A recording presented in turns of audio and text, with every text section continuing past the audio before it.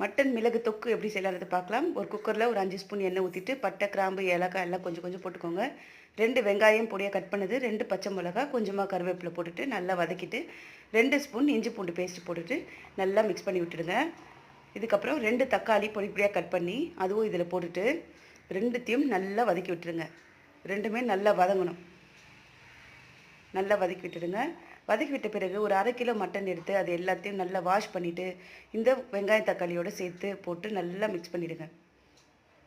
நல்லா மிக்ஸ் பண்ண பிறகு கொஞ்சமாக மஞ்சள்தூள், ஒரு 2 ஸ்பூன் குழம்பு மிளகாய் தூள் போட்டுட்டு தேவையான அளவு உப்பு போட்டுக்கோங்க. உப்பு போட்டுட்டு எல்லாத்தையும் நல்லா மிக்ஸ் பண்ணி விட்டுட்டு இதில் தண்ணி ஊற்ற வேண்டிய அவசியம் கிடையாது. கொஞ்சமாக வேணால் ஒரு 1/2 டம்ளர் தண்ணி வேணால் ஊற்றிக்கோங்க வேகிறதுக்காக.